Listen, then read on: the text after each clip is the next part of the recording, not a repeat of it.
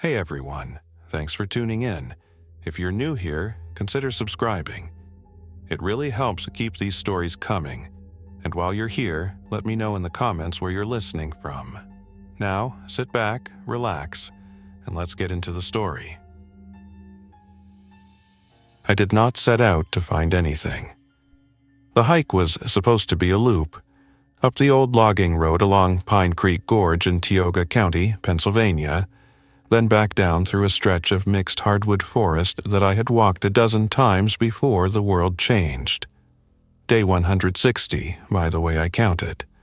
The calendar on my watch still rolls over automatically, but the dates never match what the emergency radio calls the official timeline.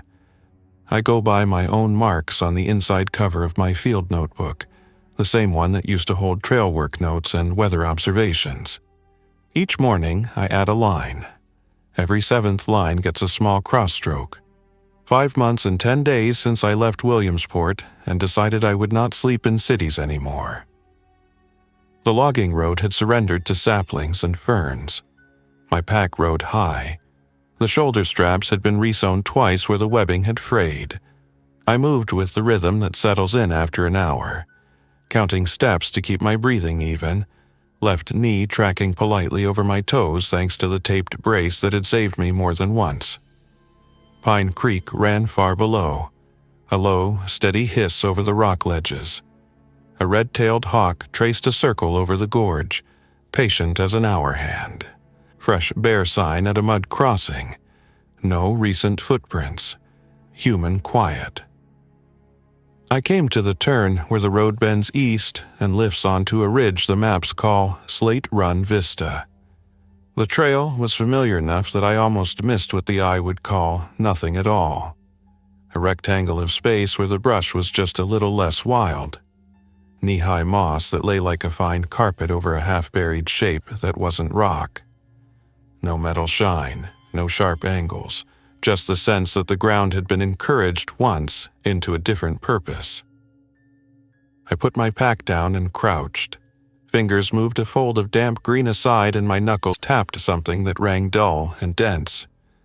I brushed away more moss, raking with the edge of my hand so as not to uproot the mat. A corner appeared. Concrete, not stone. Not any concrete slab I had ever seen in a forest installation either. There were no cut anchor bolts, no rust halos, no saw marks. The slab was poured to flush with the ground and it had a seam I could now trace with my fingertips, a rectangle the size of a hatch. In the moss at the northern edge, something metallic lay drowned. A hinge pin, thick as my thumb, black with age but sound. I swallowed and scouted in a wide circle, as I would around a newly fallen tree looking for the rest of the story.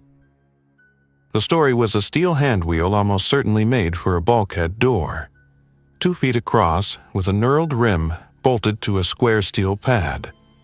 The pad sat a foot to the side of the plain slab, disguised with a scatter of last year's oak leaves that had never quite blown away. It turned. I gave it a trial push, expecting rust to choke.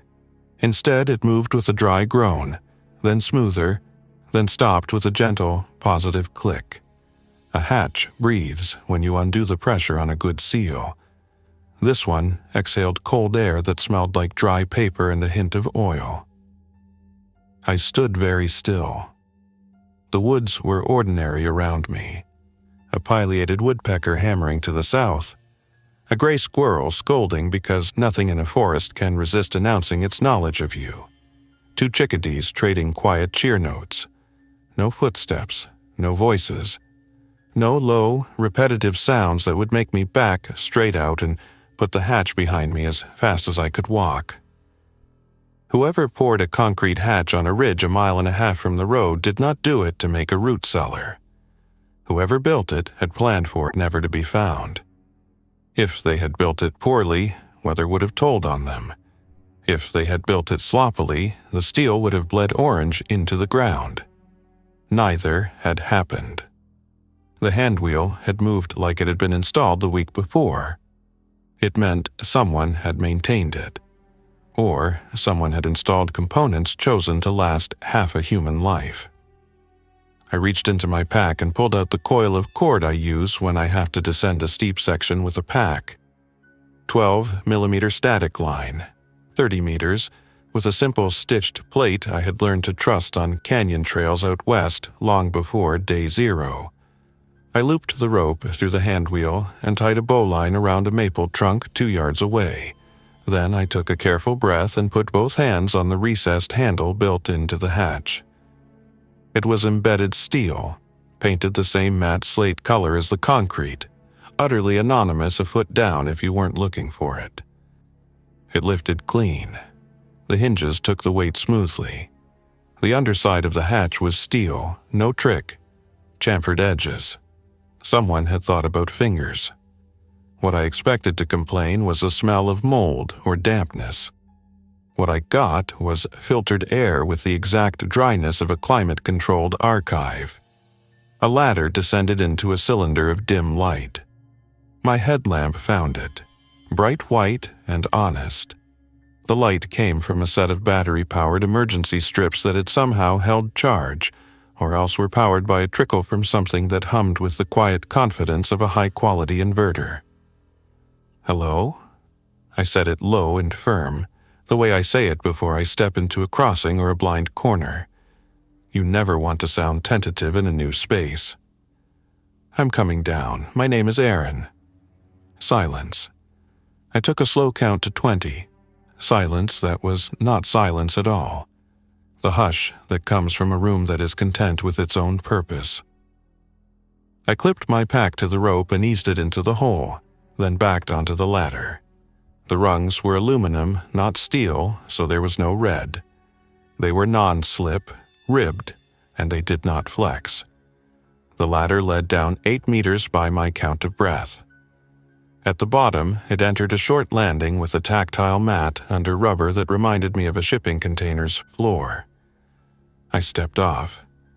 As soon as the weight came off the last rung, a small motion sensor chirped a soft, almost apologetic tone, and the strip lights along the ceiling brightened from dim to work-light bright. There was a sealed door ahead with a small viewport. The glass had no defects in it. Behind the glass was the first room of a space that did not look abandoned or reclaimed or feral. It looked like a laboratory someone had set down under a Pennsylvania ridge and then left for lunch. I stood quietly at the door listening. Behind me, the ladder led back to moss and hawk calls and the simple truth of wind. In front of me, a small sign was riveted to the door at eye level. 7 words in block print. Positive pressure airlock. Keep sealed when occupied. It was the type of thing I've seen in pharmaceutical clean rooms and research labs. I put a hand to the door, then laughed once, short and appreciative. It wasn't a handle, it was a spinner, like the handwheel outside, only smaller. I turned it clockwise 3 times, felt the lugs lift, and pulled. The airlock was large enough for 2 people and an equipment cart. The floor had a slight even slope toward a stainless channel drain. To my right, a bank of filters and a clear simple schematic with labels that made a kind of music to anyone who loves systems laid out well. Pre-filter, HEPA, activated carbon, positive displacement fan, backdraft damper. Someone had built a filtration system that could remove smoke, dust, and even a fair amount of organic vapor, and they had wired in a bypass and manual switch with engraved labels. Above the schematic, a calendar pinned under a clear acrylic cover with a little dry erase marker on a string. The last date with a fine checkmark was 13 days before the outbreak announcement that had rolled like an earthquake through every channel the morning the feeds all cut. Whoever had been here had marked the maintenance cycles up to that day and then simply stopped. I closed the outer door and looked at the control panel, then breathed out. The system was not only running. It had a log screen that told me the internal pressure differential was maintained at 6 pascals, steady, with filter differentials well within limits. That level of detail does not live alone. It lives with machines that are good enough to keep track. I spun the inner hand wheel and opened the door into what I have to call a bunker, though that word suggests something crude and concrete. A box with a cot and an oil drum. This was not that. This was a small underground home built with care and the kind of budget that says less doomsday bunker and more responsible redundancy for a family that made things with their hands. The entry opened into a main room 8 meters by 5, call it 26 by 16 feet. The ceiling was just over 8 feet. The walls were poured concrete but finished with a light, clean epoxy coat the color of warm sand. LED panels ran in 2 strips, diffused behind frosted covers that did not glare. The floor was rubber tile that yields slightly when you stand on it for a long time and never gets truly cold. Along the left wall ran shelves, not the fancy kind but professional steel shelving with adjustable uprights.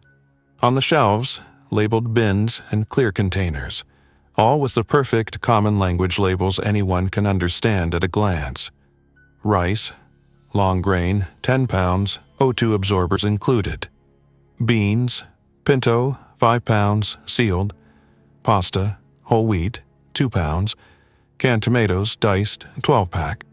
Pressure canner jars, quart, new lids. Water treatment.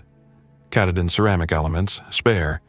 Coffee, ground, 2 pounds 4, sealed. Not a prepper show.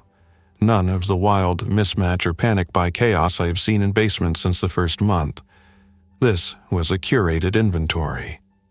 At the end of the first shelf, a clipboard with a pencil hung from a hook. The top sheet read, Pantry inventory updated on May 10th. As of that time, everything was not only full, it was tracked with simple honesty.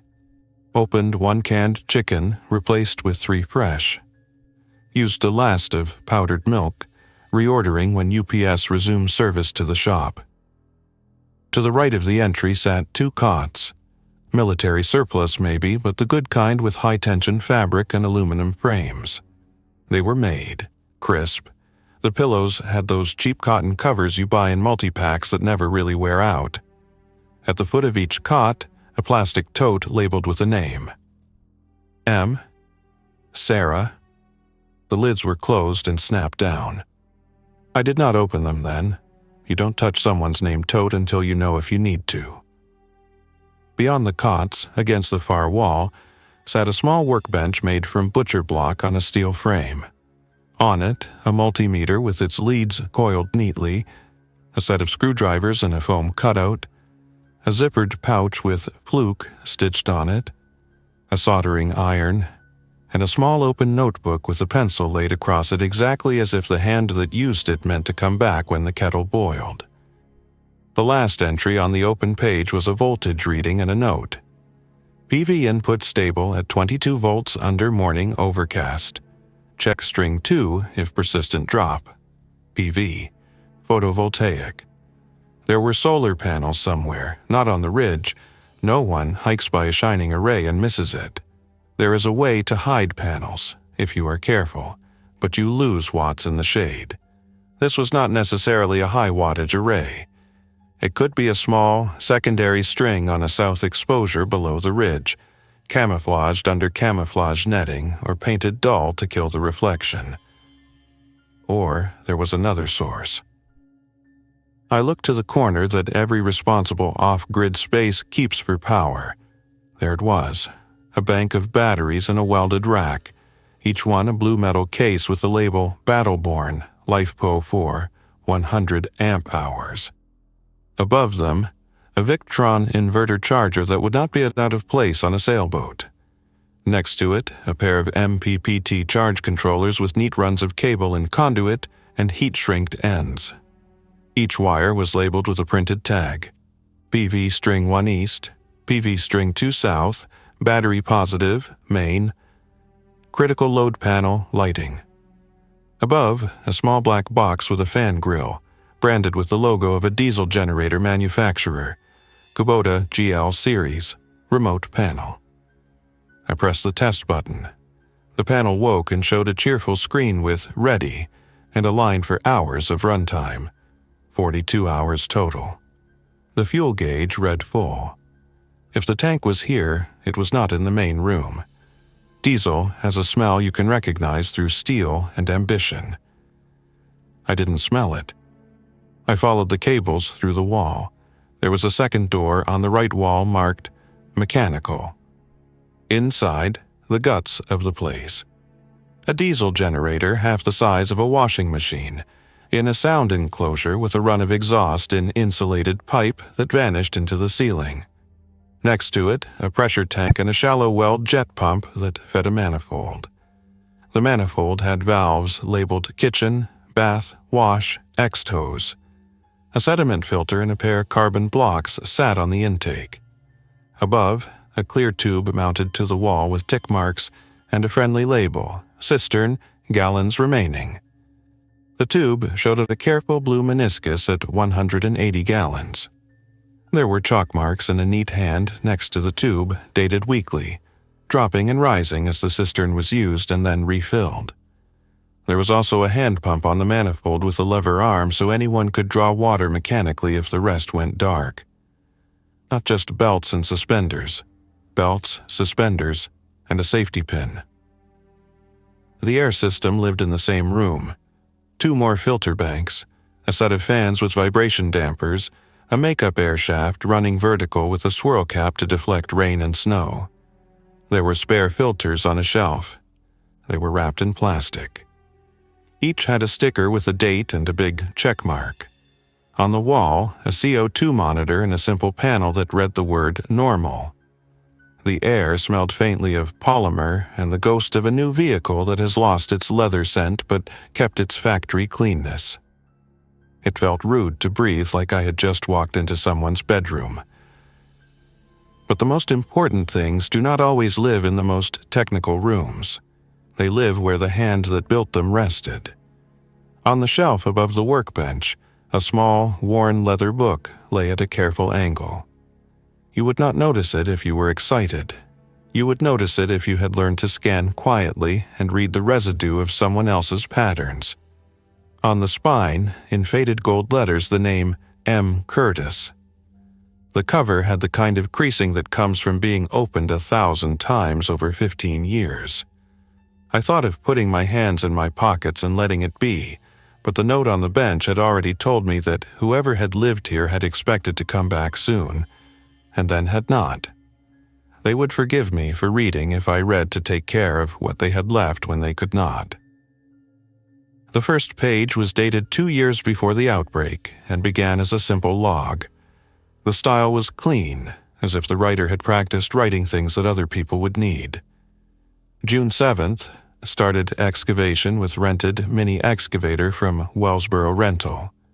Rock layer at 1.5 meters, slowed work, switched to the breaker attachment. July 12th, form set, concrete scheduled, 5 trucks, weather window 3 days. August 29th, backfill complete. Installed air intake with bird screen and baffle. A builder's notes. But as the pages turned, details took on narrative because you can't help yourself when a project is also a promise you've made aloud to the one person who knows why you're really doing it. There were mentions of Sarah. S thought the bunk in the alcove should be deeper. She is right. Sarah's list for kitchen is longer than I thought, but she is right about needing a proper pressure canner and not just jars. S reminds me again that this is not about hiding from the world, but about having a lifeboat. There were mentions of a shop. Orders from the shop are steady. If the economy wobbles, it will be worse to be late on the school contracts. School contracts turned out to be lab benches and stools for a technical college in Williamsport. There were dimensions and sketch drawings that showed an eye for wood and for how people work. This was not a bunker for a hermit. It was a long bet placed by someone who worked with institutions and knew how slow they could be to see a new kind of storm. The entries moved forward.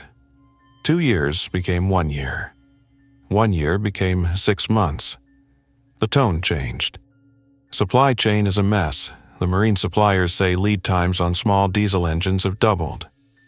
Price on Life PO4 has dropped, but shipping got sketchy. Found Battleborn with actual support. Weird articles circulating about respiratory events overseas. S says, don't be the movie cliché. We'll keep working, but keep living too. Ordered extra HEPA filters and gaskets. Was that silly? Then the entry that caught a hinge. Last visit to town, someone followed me from the lumber yard up to the turn to Little Slate Run. They did not turn. I took the long loop. S says, trust your pattern recognition.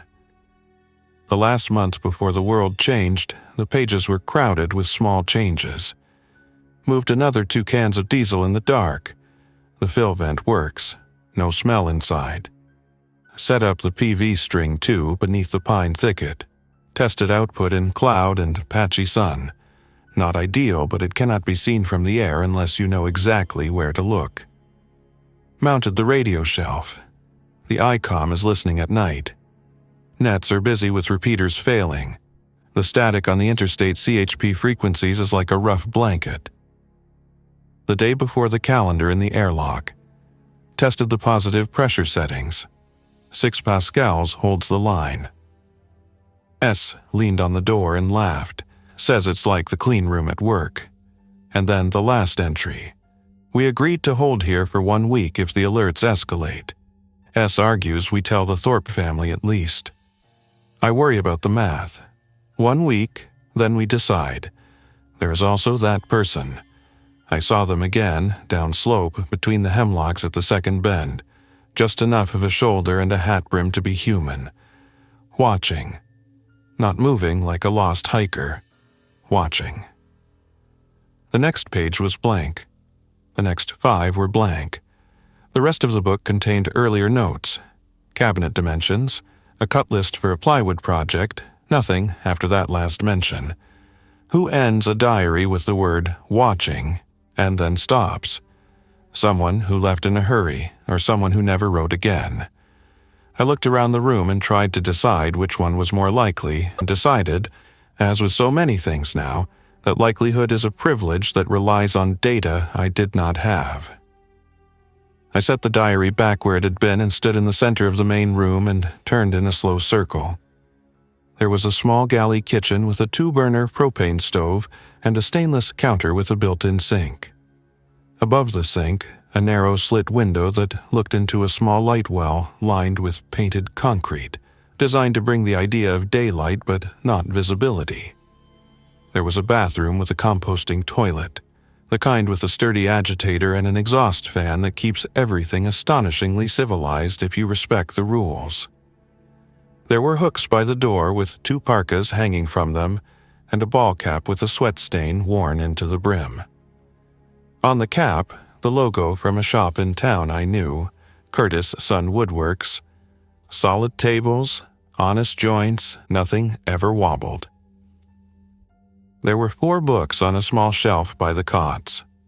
2 were field guides to edible plants in the Northeast, and a third was a text on small engine maintenance. The 4th was a slim novel whose spine had cracked and been taped. On top of the books, a handheld radio with an aftermarket antenna and a spare battery. Bao Feng.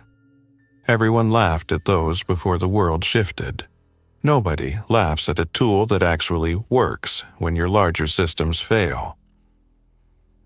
I had been alone for most of the last 5 months. Not by choice at first. The first week I moved with the group that formed in the strange social gravity of a shelter at a state park visitor center. There were 9 of us. By the second week, 5. By week 3, we divided politely. The decision was made by the needs of a 4-year-old and the limits of our food. I headed north and west to where the forests shelter the edges of farms with doorways the world was in too much of a hurry to notice anymore. Every few weeks I stopped in a town of 3 streets and traded work for sealed cans. I fixed a water heater, I replaced brake pads on a truck that couldn't afford to stop, I installed a solar charge controller for a dairy farmer who had the front half of his barn wired to a battery bank he had bought in better times and never really understood. I slept in attics, in haylofts, in an empty motel with 2 doors bolted from the inside and a hall that smelled like old carpet and better days. I kept to myself because being too close to anyone for too long is a promise you can't always keep. But I have not forgotten how to be with people. If those 2 who built this place were alive somewhere, they would read the room the same way. Open enough to be human, closed enough to be safe. I spent the rest of the daylight mapping the space with my eyes and my hands. You do not move into a place like this just because you found it. You watch, you look for small lies. I found none. The food was real, the batteries held at a steady 13.4 volts. The inverter buzzed at a pitch that means not under strain. The air did not change scents when the fan cycled. I checked the drains. They had proper traps. The traps were primed. No whiff of sewer gas. I found the fuel tank through the mechanical room's back door. A small corridor led to a buried, double-walled diesel tank, steel, with a day tank and a return line. Supply shutoffs were labeled the way I would have labeled them. The fill pipe had a lock I had a key for because someone had left the key on a peg with a tag that said, "Fill, spare key," for when I invariably misplaced the other. The handwriting matched the diary. When the sun started to slope, I climbed the ladder like a diver leaving a pool, moved my pack up and out and back to my shoulders, closed the hatch, turned the wheel until it clicked, then disguised the surface with care. Not perfection. Things done too perfectly are suspicious. I walked 20 minutes down slope, found a dense hemlock stand with good sight lines, and made a small cold camp behind a fall. I ate a can of lentil soup cold in bread that was a day and a half old and still tasted like a gift. In the last light I wrote in my own book, "Found underground place." Diary ends 13 days before the official announcements. Notes mention a watcher. Feels like a place built by people I would have liked. Do not move in. Do not bring anyone yet. Watch. I slept in 20-minute slices like I have learned to, waking by plan rather than by fear, listening to the night for what belongs and what does not. At one point, a fox barked twice. A barred owl called, and another answered. The creek spoke of rock and nothing much else. If there were human footsteps, they were no heavier than rain. The morning was clean and cool. I went up slope and circled the hatch from 100 meters out, then 50, then 20. No new disturbance, no track marks. I opened the hatch and went inside. The airlock accepted me like it accepts any pressure wave. The lights came up. The normal light glowed. In the main room, I brewed a cup of coffee with water that had been through a filter that laughed at creek grit. The aroma of ground beans is cruel in a world where it is rare. I stood with the mug in both hands and said to the empty room, "Thank you for building this. I don't know what you meant to do, but you did it well." I read the diary more slowly, paying attention to the names and places. S. M. Curtis' son. Thorpe family. Which meant the Thorpes, who run a small timber stand thinning company near Slate Run. I had met one of them at a volunteer fire call 3 years before the outbreak. Good people. The entry about seeing someone at the second bend stuck the way a splinter does even when you can't see it. Watching. The word has a different gravity now. Before, it meant something between nosy neighbor and security guard. Now, it means measuring what I have for what they might take. But it can also mean other things. It can mean trying to decide if I can trust you with what I know. We all carry secrets now. The secrets are not always bad. Sometimes they are the only thing that lets you wake without counting losses in advance. I closed the diary when I reached the last page again and put it back. Then I explored the remaining rooms with gentle hands. The storage closet had crates of first aid, gauze, rolls, bandages, tape, 2 tourniquets and sealed pouches, a real manual blood pressure cuff with a stethoscope, and spare gaskets in a Ziploc bag, an oxygen bottle with a regulator and a dated sticker that said it was filled 6 months before the outbreak. The needles were sealed in sterile packaging for drawing medications, not for any other bloody work. No gore, no fantasies, just practical medicine. There was a case of electrolyte packets. There was a small far UVC lamp in its own box with a warning label about eye protection. There was a Geiger counter with a calibration sticker from a lab in State College that looked legitimately scientific and not like a novelty purchase. There were 4 full sets of Neosh respirators with P100 cartridges, the kind you see in dusty machine shops. Next to them, a box labeled apologetically in a penciled hand, NATO 40mm adapters if we are being ridiculous. And inside that, 4 adapters that would let a 40mm NATO threaded canister filter fit those half-face respirators. At the bottom of the box, in the same hand, "Yes, Sarah, this is too much. Humor me." The weapons locker was less of a locker than a modest, responsible cabinet. 1 shotgun, a plain pump action with a light mounted close to the barrel, and 1 carbine that would please any sheriff's deputy from Maine to Arizona, with iron sights, nothing fancy. 2 handguns with holsters that had seen range time. Ammunition in ammo cans with the desiccant packets. There were slings. There were no compensators, no neon colors, no bracelets with skulls. It looked like a cupboard in the home of someone who grew up hunting and learned later to respect what a law enforcement friend showed them at a safe, supervised range. I checked the chamber flags. Both long guns were empty. The pistols were in their empty state posture with slides locked. I was not in the market to expand my small inventory. My own long gun, a simple with a quiet report that does what I need it to do, had fed me small game and kept animals honest. The places where louder tools made sense were the places I did not intend to be. On a pegboard above the bench hung a set of keys with little tags that had been labeled like everything else. Shed, wellhead, outer hatch padlock. Shop, front. Shop, back. I took down the key that said shed, because I have learned that sheds matter more than houses. I left the others because I am not a thief, and because I wanted to earn the next step by doing something small and proper first. Steward a space. Leave it better than I found it. If the owners came back and their light switches worked and their diesel was clean and their water smelled like clean water, I wanted to be someone I could introduce myself to without my tongue turning to paper. I spent 3 days moving in circuits.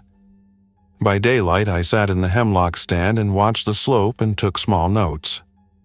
Midday of the first day, a white-tailed deer walked the bend of the trail where "Watcher" had been written and sniffed at a spot on the ground, then moved on, tail calm. At dusk, a raccoon did the same thing. Both seemed interested in the remnants of old human smell, not fresh. On the morning of the second day, I set a small trail camera about 30 yards downslope, tucked in a brush cluster, angled to catch the line of approach if there was one. I have 2 cameras, both inherited from a cabin whose owner had kept them for counting coyotes and had no further use for them. The cards are small. The batteries last a long time if you keep the frequency of shots down and the resolution at something sensible. On the third day, a pair of small black bears ambled by in the early morning. No people. Inside, I performed maintenance tasks the diary had listed and the calendar had missed. I flushed the carbon filter housings and changed the one that was due. I checked the oil in the generator and ran it for 20 minutes on load to keep seals happy. It ran like a metronome. I looked for any leaks from the cistern feed and found none. I checked the battery bank for balance and top of charge. Cell voltages looked like a photograph of one number. I wiped down the counters. I rotated 2 cases of canned goods into easier reach so the ones closest to due dates would be used first if anyone needed them in a hurry. I wrote all of that on the clipboard in the same matter-of-fact tone that M had used. On the afternoon of the third day, I decided to find the shed.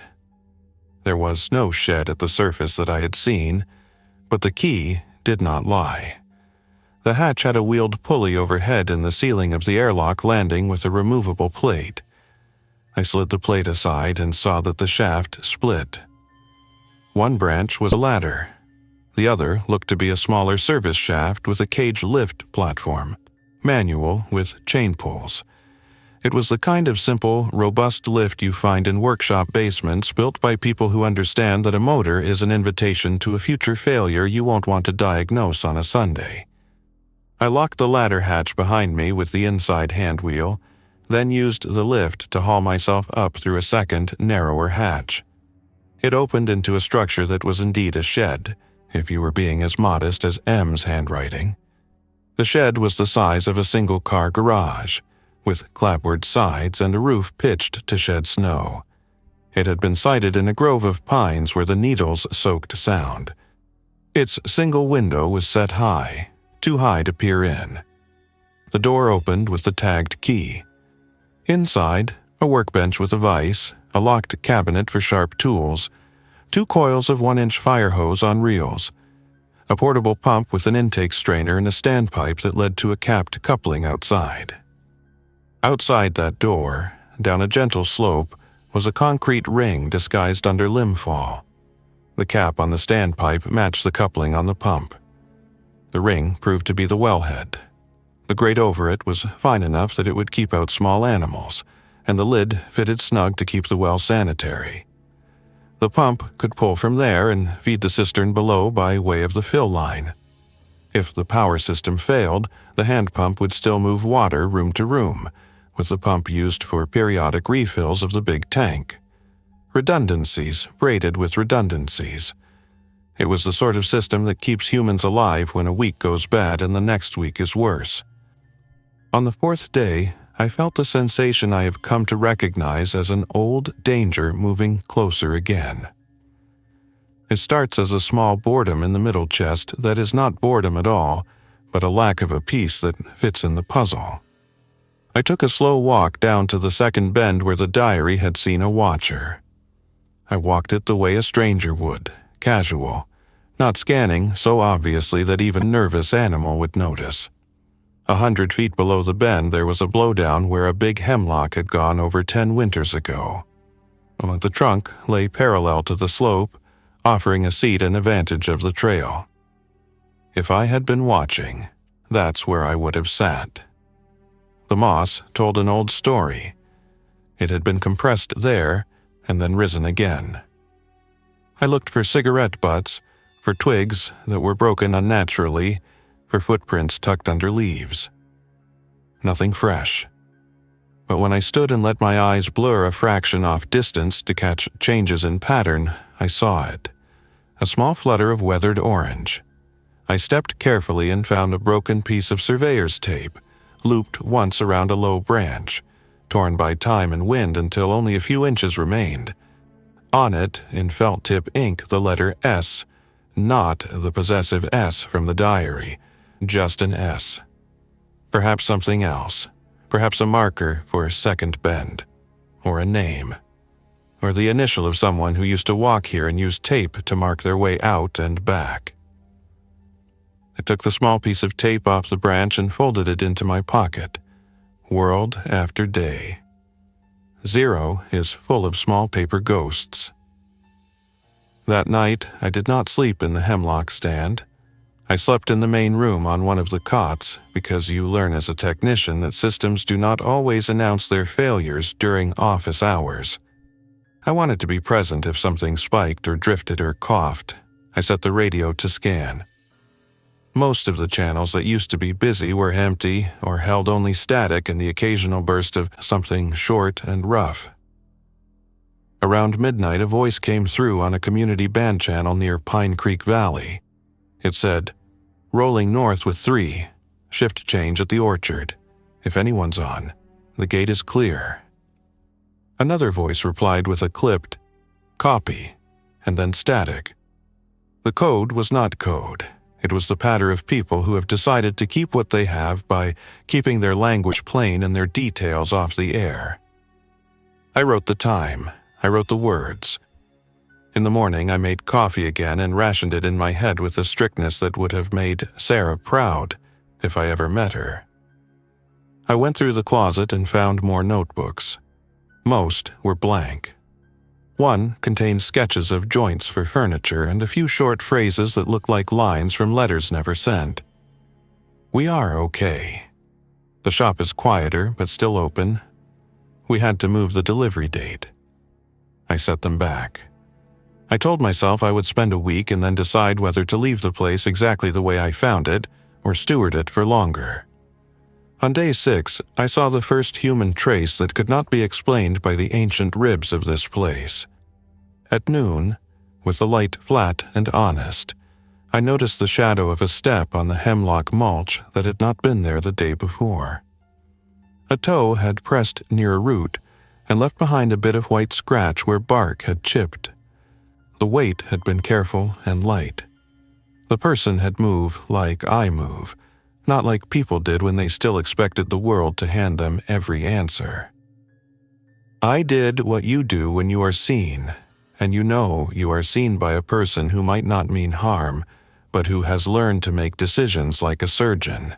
I put my hands where a pair of eyes could see them. I stood 20 yards away in the open, near the old ladder of a deer stand that had rotted back into the landscape, and I said the next words out loud, into the space where the forest became a room we shared. I found your place by accident. I have touched as little as I could and only what I had to. It's as clean as when I arrived. I've kept your systems running. If you want it closed again, say the word and I will lock it all, disguise the hatch, and leave a note that only you will read. If you want another set of hands who respects a well-built machine, I can offer that for a while. My name is Aaron. I was an IT field engineer before, the kind of person who sight reads cable harnesses and thinks about cooling air as a living thing. I can leave the food and use only water when I need it, and I can bring back what I use from the farms that still trade along Route 6. I will be here for the next hour every day at this time. I will not come looking for you. The forest waited. At the edge of the bend, something shifted. A smudge in my periphery. Then a person stood. Not dramatically. They simply gave me the courtesy of letting my eyes line up with a human shape. They were wearing a field jacket faded to a color that could be gray or green. They had a hat with a brim, not a ball cap, more like what a surveyor would wear to keep rain off papers. They had a small pack. They did not have a gun in their hands. If they had one, it stayed where guns are decent when everyone is trying to live. Away, hands free, and pointed at ground. They lifted one hand to shoulder height, palm out. I did the same. Then they spoke. You read our notes. The voice could have been any gender, worn soft by weather and use. I nodded. I read the maintenance log and the calendar. I read the diary because there was a sentence at the end that asked to be answered. They tilted their head a degree. What sentence? Someone watching from the woods. The brim dipped once. Yes. I found the tape with an S. They took a step down the trail, slow enough to count. They were light on their feet. Up close, I could see lines at the corners of their mouth from smiling often once, and maybe not as much lately. Their eyes were clear in a way that people's eyes are not when they are making excuses to themselves. That was mine, they said. It was foolish. It was to mark ground for Sarah, but she never used it because Sarah never needed things marked the way I do. She holds maps in her head. Then, after a pause, I'm M. M, I said. I am relieved you exist. I was debating whether I had found a very carefully made grave. They smiled at that. Small. Not a grave yet. The eyes studied my face the way I studied their hands. You left the food alone. I ate my own. I rationed coffee from your store for 2 mornings and wrote it on your clipboard. I will replace it if you tell me which way to. You kept the systems. I saw your handwriting next to mine. It was neat. If a line is crooked in a tight system, I began. It multiplies, M finished. Yes. They kept a small distance between us. Sarah isn't here. I guessed by the second cot still made, and by the cap still on the hook. She went to Williamsport when the last rumors of an organized relief point were still circulating. She went with the Thorpes. They took the truck. The diesel was full. They said 3 days. I stayed here to guard the place. They know how. They would have made it. But they didn't come back. I walked to the edge of town and watched the road for a week from the ridge. The relief point was abandoned the next day after they went. The last local radio repeaters went quiet the day after. I never saw the truck. I never saw any sign of them. That was day 9. Day 10 I wrote the note you read. We stood in the quiet. When you have lived without conversation, your mouth forgets that words can be as simple as stating what is. M's words were simple and good. They did not embellish. I did not ask the next question until they were ready to say the rest. I did not go into town, M said. I do not go into Williamsport now. I trade at the farms near Cedar Run and Slate Run, and at the orchard at the old bridge. I take woodwork, small things that are still needed. I repair what I can. I sometimes leave a crate at a place where I know a family stops, and they leave a box with a note that says, "For the quiet builder." It is not science. It is enough. The orchard on the radio last night, I said. A shift change. A gate. M nodded. They put a gate made from 2 sections of farm fence on the farm road, and they keep a watch at night with a battery lantern shielded so it doesn't paint the trees. They are careful. They have to be. Yesterday, they sent a note that the heavy rig might come through on Route 6 again, the one that trades seed for diesel. That's why they were talking about a gate. It would have been closed until late morning. The rig moves late because they keep a quiet convoy. I had heard of the rig. Everyone had. It was part rumor, part truth. A pair of heavy trucks with trailers, run by a crew of engineers and farmers who had the foresight to know which seeds would matter when a spring planted late needed plants that would not throw a tantrum about timing. They had a library of knowledge printed out and laminated. They would trade a binder with crop specifics for a pledge that the farm would share a portion back into the circuit in the fall. It was almost a government. It was what we had instead. M gestured toward the ridge. Would you like to come down? It was the matter of fact, an invitation, wrapped in the posture of confirming that the things that made a machine run had been respected by the person standing with a hand open and visible. Only if you tell me whether you want me to, I said. I was prepared to lock it all and put a note on your bench with the coffee replaced threefold. You're an engineer of some stripe, M said. Field engineer, I said. Networks. I also know water heaters and small engines because the world needs those more and I like eating. They laughed with their eyes, the sort of soft laugh people learn when laughing too loud makes deer run. Good. Then they grew quiet. There's a thing that's not in the diary. I didn't write it because writing it made it more true, and I was still trying to keep it possible that it wasn't. The person watching wasn't always me. The second time I wrote about it, it was me. The first time, I don't know. Did you see a face? A hat brim, a shoulder, the stillness of someone who knows how to wait. They looked at me level. That could be a good thing. It could, I said. It could be someone guarding what they hoped we would find, I said, surprising myself. It could also be someone measuring your routines. I changed them, M said. I change them always, now. Good. We walked up slope together. M did not ask to walk behind me. They did it because it made sense on a trail, so there wasn't the silly shuffle of two people trying not to step on the same space. At the hatch, they watched me move the moss and brush, and they nodded their approval at the imperfection. Inside, in the main room, they hung their hat on its peg and stood with their palm on the wall for a moment like a person greeting an old dog. "You kept the humidity perfect," they said, not asking. "I did nothing but stay out of the way of the system you built." "Sarah kept the humidity perfect," Em said softly. "The first season we lived down here 3 nights a week to test things. My idea of humidity control was a fan.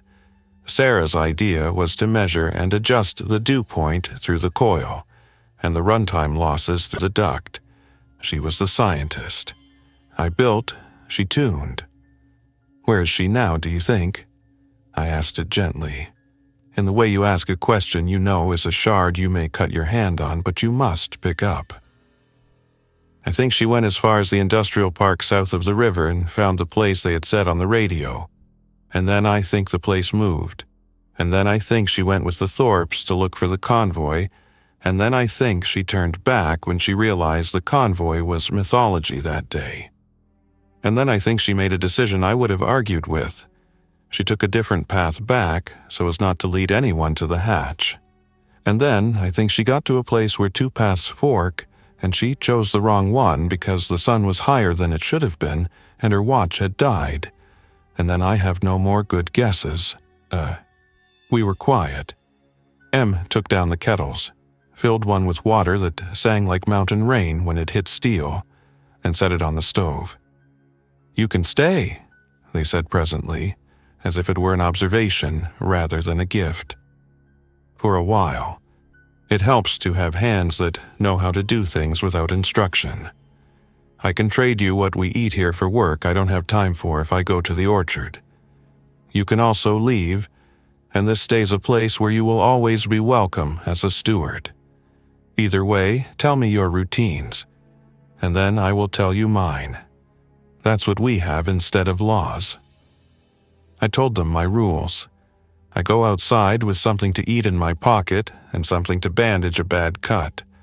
I never boil water inside unless I open the vents and watch the humidity because a room that grows mold is a room that will abandon you the day you need it.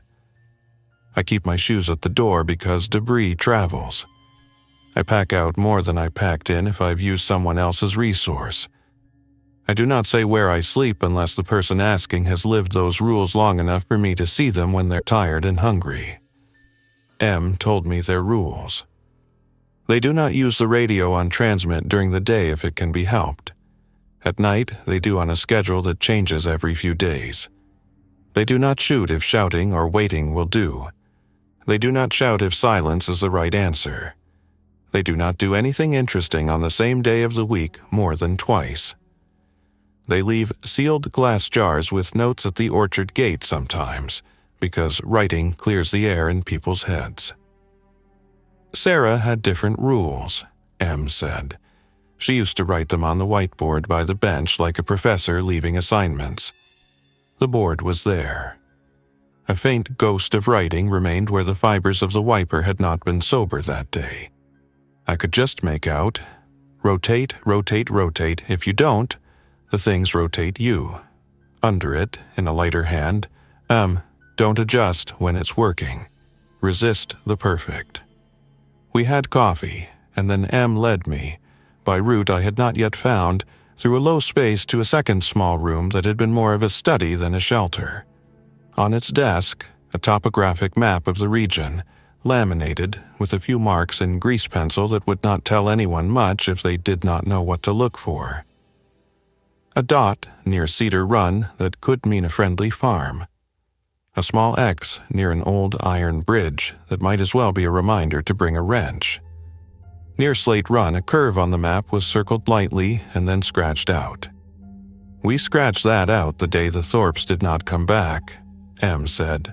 I had circled it because it marked a route we used often. I scratched it out to tell myself not to walk the routes that I love. I walk the routes that are ugly because ugly saves you now. I stayed. I did not decide to stay. I simply did not leave the next morning. I went to the orchard with Em a day later. We took the long path through ferns and crossed Pine Creek at a shallow riffle where disc-shaped stones stacked themselves naturally. The orchard had planted its trees on a gentle slope that faced southwest, which meant they got sun late into the day and could hold heat longer than the fields down the valley.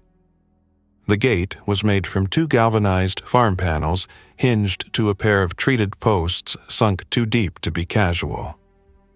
The watch was a person my age in a canvas coat that had been patched at the elbows. They had a radio that never left their hand.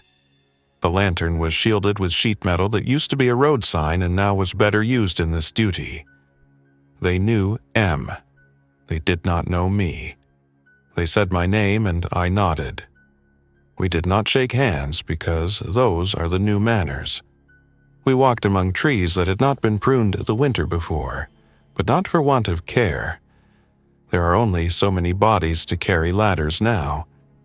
We traded a set of 4 chisels for a crate of apples that were small but sweet because they had never suffered a freight pallet. We did not linger. The shift changed.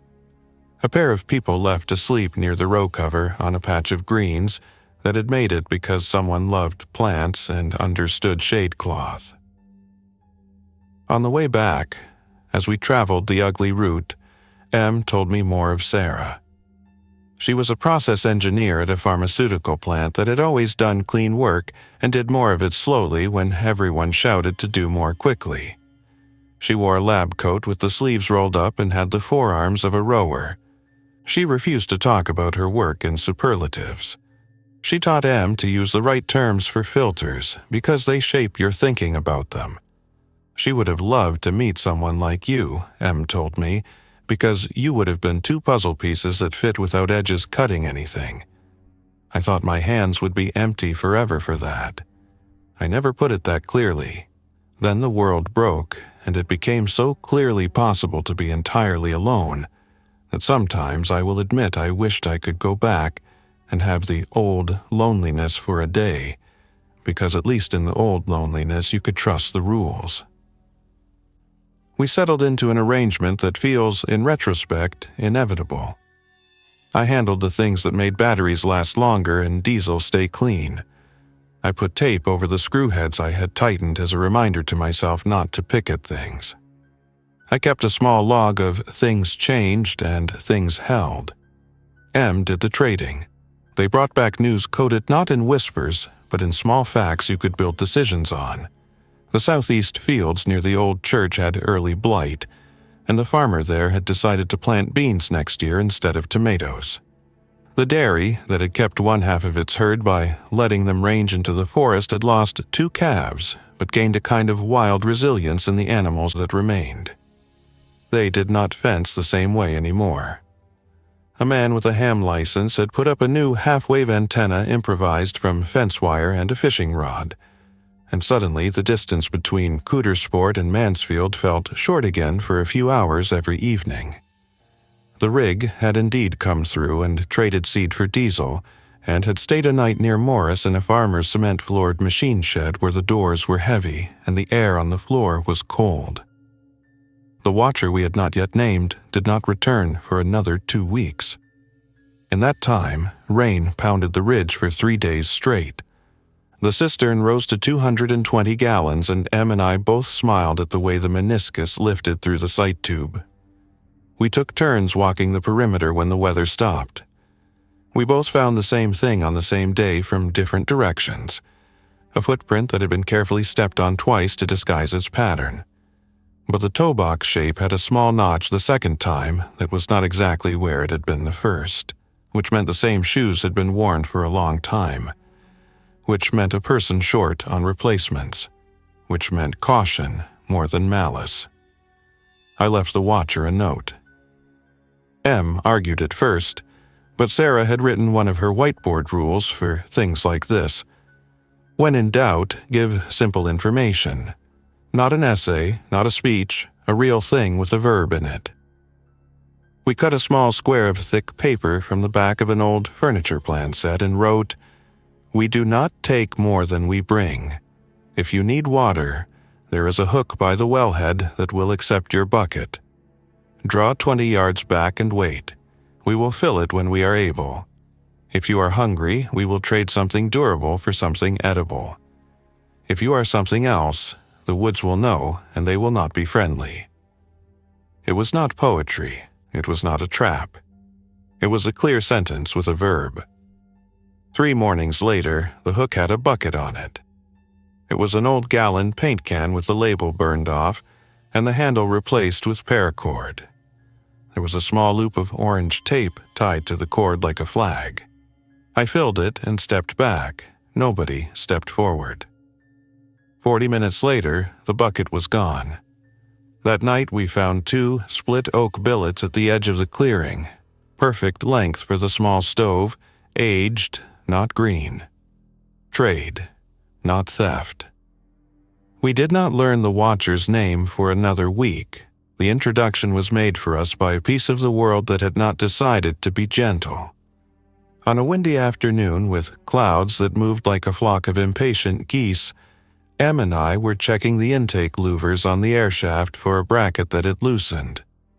The bracket had not loosened. A branch had fallen and clipped it. Em had crafted the bracket from angle iron milled in their shop, and it would have survived a storm with a name. But trees are better engineers than people most days. The eyes I keep on the horizon more habitually now caught movement. A human shape up the slope, stumbling, carrying a weight badly. I pointed. Em turned. The person was under it before the mind unlocked the right words. They reached the perimeter and stopped because they had internalized rules some of us have had to relearn. You stop before you enter someone's circle. They put the weight down gently and stepped back. It was an injured dog. A lean, tan mutt with kind eyes hazed by a film that belonged to a cataract or to a fall into a dirty creek. Its foreleg had a rope collar that had chafed raw. It whined once, quietly, and then when it saw Em and me, wagged its tail in a slow arc that told the truth. Dogs do not know how to manipulate in that way. They either trust or they don't. This one wanted to, but it knew the world had rules that could scold it for trusting. It lay its head down and thumped the ground with its tail in apology for existing.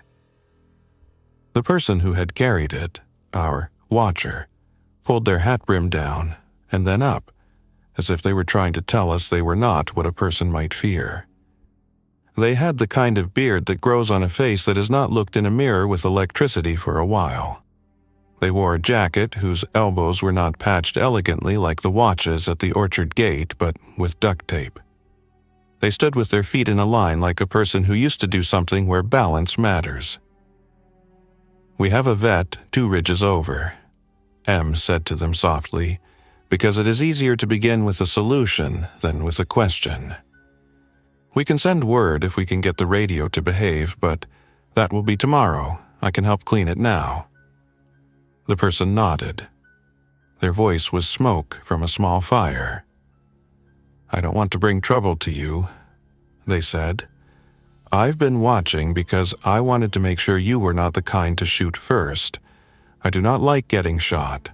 I figured if you were the kind of people who built a proper air intake, you were also the kind to do things slow and with care." "We try," I said. I stepped forward, palms forward. "May I look at the leg?" The person nodded. The dog watched my hands. I knelt and put my hand out and let the dog smell it, and then I let it smell my wrist. The dog licked the inside of my forearm once, a sign that it still handed out the benefit of the doubt. The rope had cut a shallow ring into the leg at the point where a poor excuse for a collar had twisted and cut under its own friction. There was no active bleeding. There was inflammation and a smell that was not good, but also not the smell that says you have a day and a half to save something and then you don't. "We can help," I said.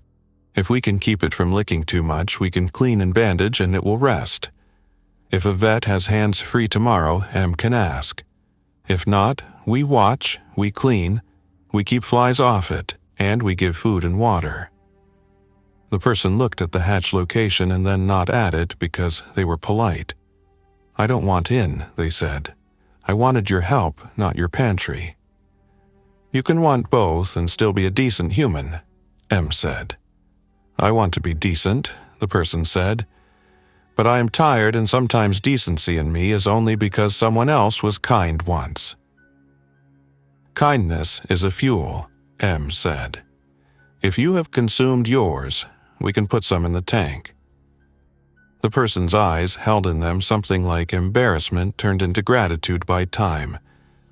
"Name's Shane," they said. "I've been on the ridge since spring with 2 others. We don't stay in one place, because once we did and we nearly paid for it. I watched your hatch because I was measuring, not stealing. You never did anything loud, you never drew trouble.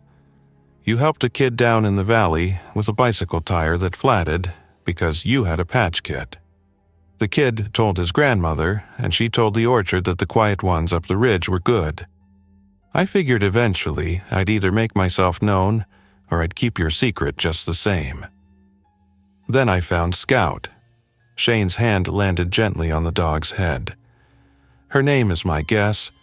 She looks like a scout. I carried her because she fell and couldn't keep up, and I'm not built to leave things behind, even when leaving them would be easier." We brought them and the dog to the shed, not the main room. There are levels of intimacy you manage like valves. M cleaned the dog's leg with the calm efficiency of a person who could have been a field medic if life had nudged them that way. I held the dog's head and talked in a low voice about nothing worth writing down because what matters is tone when you're cleaning a wound on a creature that cannot give consent. Shane stood back, fists in their pockets, looking at the floorboards in the way that people who are used to being alone look at the thing that isn't eyes. When we finished, M gave the dog a piece of bread dipped in a tiny bit of broth. The dog accepted it like a diplomatic gift. We promised to meet before sunrise at the orchard gate to see if the vet could be reached by radio. Then we sent Shane away with 2 apples and a coil of fresh paracord in case they needed to rig a better sling. As they left, they turned back once to look at the ridge and the way the trees took the light. "I watched because someone else was watching," they said, a small echo that made both of us glance at each other. "I don't mean me, another. You know the second bend?" I nodded. "I saw someone there a month ago, about my height, lean, hat with a brim like mine. Could have been a woman, could have been a man, moved like a person who carried clipboards once. That's a dumb thing to say, but you know what I mean. They didn't come back." M's voice did not break. M's shoulders did not move. Their eyes changed. They did not ask for hope. They did not bat it away. They just nodded. "Thank you," they said, "for saying that." We walked the ugly route to the orchard in the dark with red light on a headlamp, and one small penlight kept in my mouth when I needed both hands. The orchard radioed the vet. The vet was the kind of person who used to run a small animal practice in Wellsboro, and had not stopped being a vet just because the waiting room now held hay bales, and the sign on the door said, "Enter around back only." She said we could bring the dog at noon. Shane carried Scout, and we carried Scout when Shane's arms needed 10 minutes of being something else. The vet cleaned the wound again and said we had done well enough that the dog would keep the leg if no infection set in deeper. She gave us 3 packets of antibiotics and an admonishment to keep the dog from licking the bandage for 5 days, which is a type of miracle work. We traded her a small box of sharpened chisels for the antibiotics, and I added a battery pack I had repaired with a cigarette lighter plug. She did not say no. On the walk back, Shane asked the question that lived like a stone in the shoe of every mile. "Is the person who wrote that diary of yours alive?" I answered in the proper tense. "The person who wrote it is missing. The person who made the notes, the same person, is here." Shane nodded. "The one on the second bend," they said. We can watch for that one too." Shane and the dog did not move in. That was never a question. But they joined our quiet orbit. If they filled the bucket, we filled it. If they left a rabbit gutted and cleaned on the hook at dusk, we left a jar of preserved peaches on the flat stone by the hemlock, because currency is what humans say it is on the day. When a week later, a small group walked the ridge, daylight, dumb and loud, looking for any hatch like ours with the confidence of people who believe they are owed, Shane raised a hand from the shadows with a warning gesture that was barely a motion. We went silent. The group left. The forest closed behind them like a theater curtain. We began, gently, to ask after Sarah in places where asking did not draw a map. At the orchard, no new word. At the dairy, a woman who had delivered milk to the plant where Sarah worked before, all this said she had heard that 3 employees had made it to a depot near the highway and then been sent forward to another. Which one? The one near the truck stop where the billboard says breakfast served all day. Which truck stop? There are 3. She could not say, but the last rumor was that one of them had a cap with a sweat mark that made her smile, because she recognized that habit, and she had liked that person precisely because people who wring sweat into their clothes also wring truth out of their days. In a world that has taught me to stop before I believe things, that was enough to build a small, careful hope. Not the kind you move in on. The kind you set on a high shelf in your head and check sometimes to make sure it has not been knocked off by a gust. We had a future problem. We could not park forever. The diary and what it is to write the last word, watching, and then stop. I thought about leaving it exactly where it was until Sarah came back and could read it with her own hands. And that is still the plan that does not make me flinch. But I also wrote notes in my own book. If I am not here, find the orchard. Ask for M. If I am not there, ask for the vet. If none of us are, this system will outlast me if you do not ask it to be perfect. I left a copy of those notes in a sealed envelope under the diary. M did not ask what I had written. I told them anyway because that is how we keep ourselves from being alone when we are in the same room. On day 180, the rig came through again.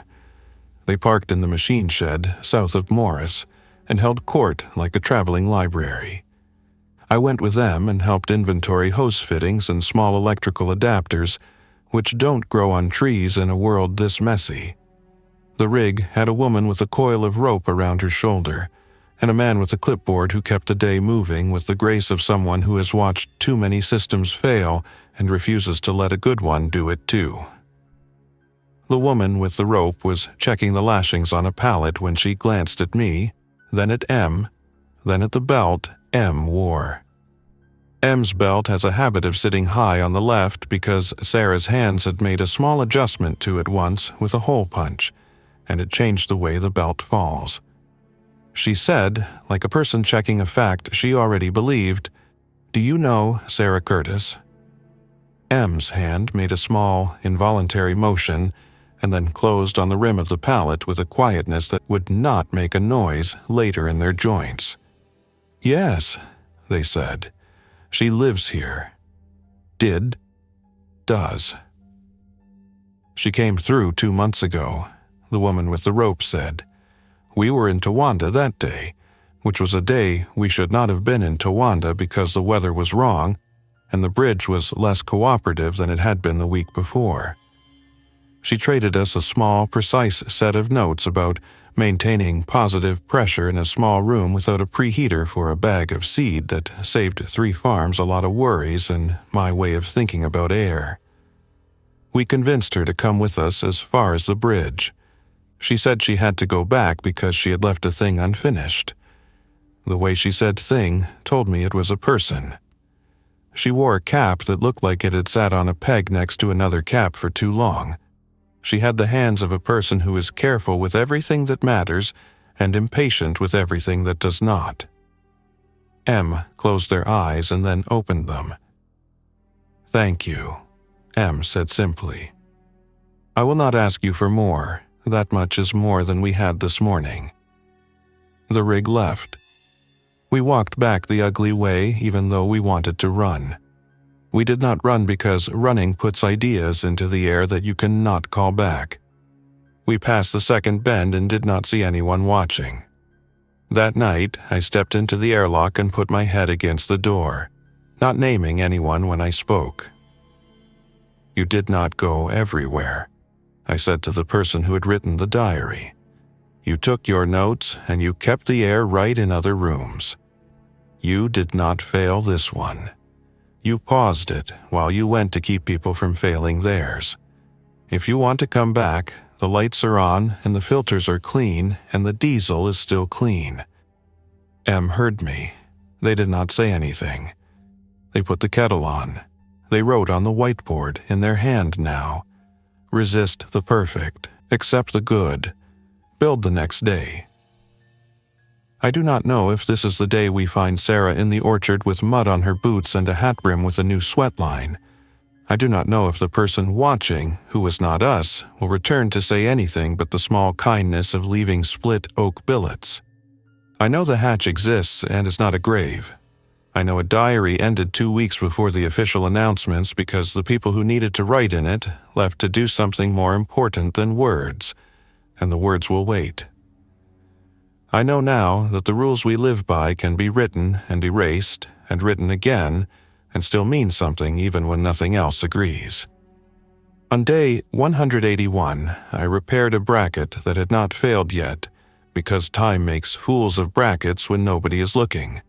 I sat and sharpened a chisel, and then I wrote on the clipboard that I had sharpened it, because that is how you let the next hand know someone cared.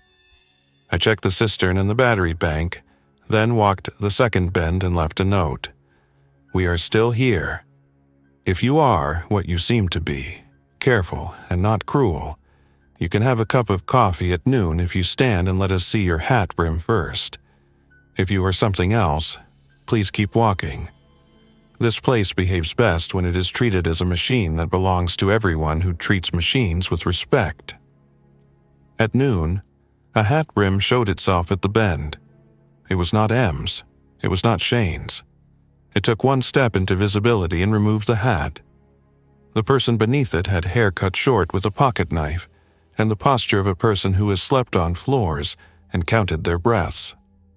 They held up a small, laminated card that caught the light.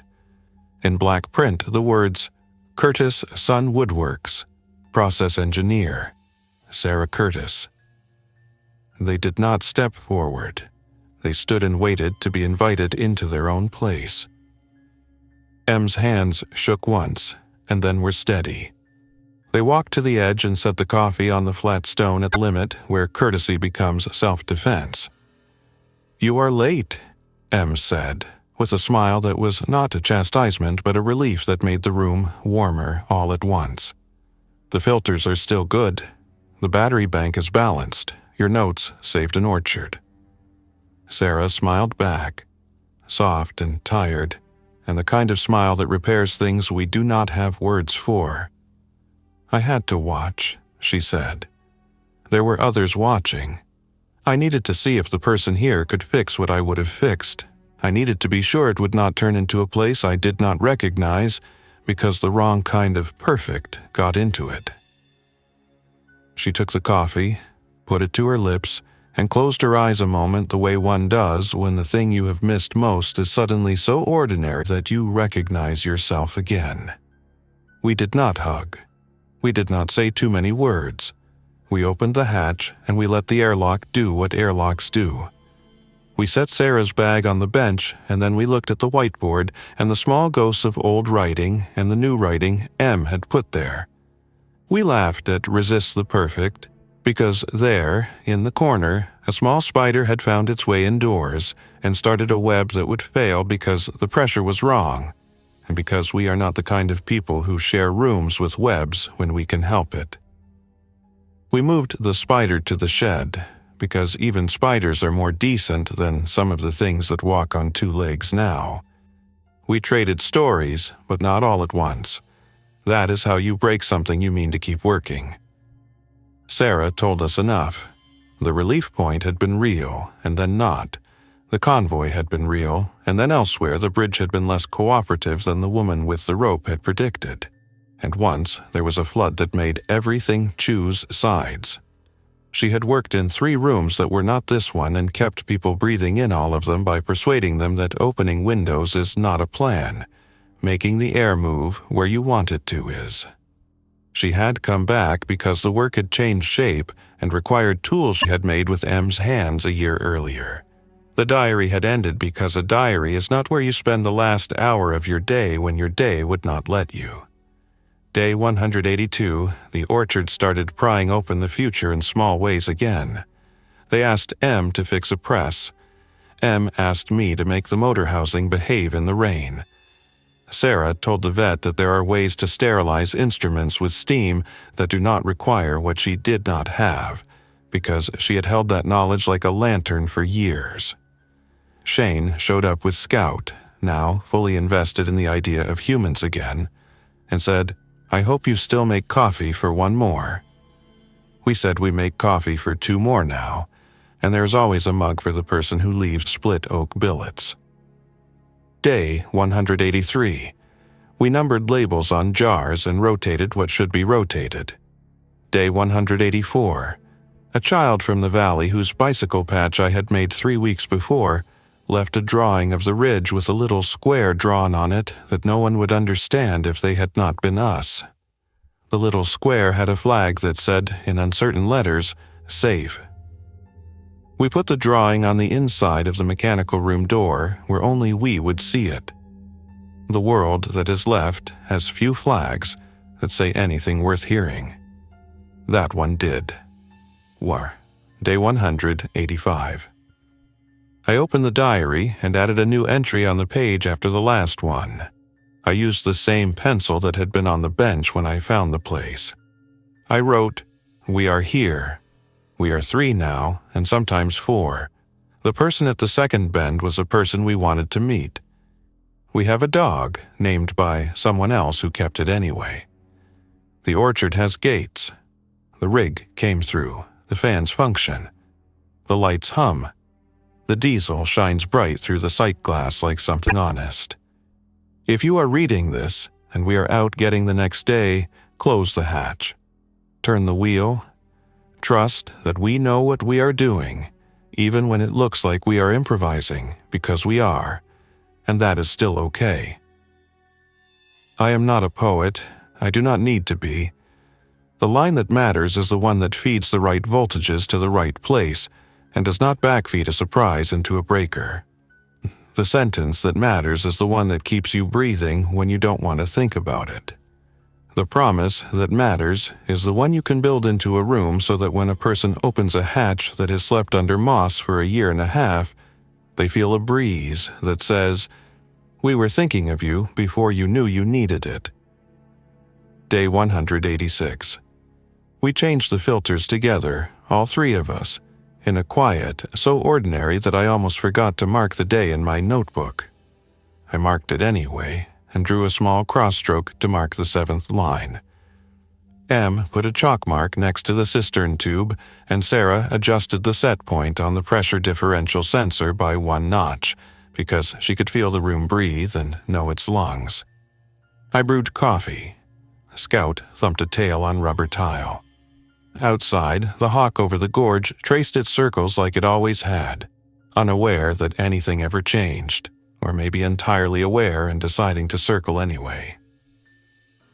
If I have learned one thing from the days since I lifted the hatch and found a room that looked like a laboratory more than a bunker, it is this. The difference between hiding and being ready is who you do it for. This place had been made not for M or for Sarah or for me exactly, but for the person who would need it the day when the world had forgotten promises it made when it was easy. We are here because they did not keep that space perfect. They built it good, and then they let it be. And they came back when other rooms needed their hands. That is a kind of perfect that even the whiteboard would accept. We still see the watcher sometimes, and now we know their name. Sometimes we leave an extra apple on the hook. Sometimes they leave an extra billet of oak. Once they left a note that simply said, "The hat brim you asked about was mine that day. The other day, it was not. I think the other day was the person you waited for. Thank you for waiting." We pinned that note on the inside of the shed, where the pump can see it because machines are not alive, but the rooms we build around them are, and reminders like that keep the rooms honest. Tomorrow, I will take the battery from the vet's radio and rebuild the connector because it has a habit of making a little arc when it shouldn't. Sarah will check the seal on the airlock because she says she can hear a whisper when she leans on the door, and the differential should not whisper like that. Em will plane the edge of a door for a farmer and trade it for a sack of flour that was milled at a place we are carefully making a habit of not naming. Shane will sit at the second bend with Scout and watch, not because they need to, but because watching is how we pay our tax to the day now. Day 187 will get a line in my notebook in the morning. I will draw a small cross-stroke to mark 7 days. I will put the pencil back in the elastic and set the book on the shelf next to the diary where anyone can read either if they need to. If the person who made the first entry in the diary needs to leave again to tune the lungs of another room somewhere, that is still okay. The fans will turn. The filters will catch the things we do not want to name. The battery bank will hold its shape. The diesel will be ready. The water will taste like mountain rain. And if someone new finds the hatch because they noticed the wrong shape of moss like I did, they will know it is not a grave. They will know it is a room where someone waited for them before there was a reason to. And they will find where a diary used to end with the word watching, a new page that says, as plainly as possible in a world learning to love plain truths again, we are here. Thanks for listening. If you enjoyed this story, don't forget to like and subscribe. Your support keeps these creepypastas coming. Until next time, stay alert, stay safe, and never ignore the feeling that something is watching.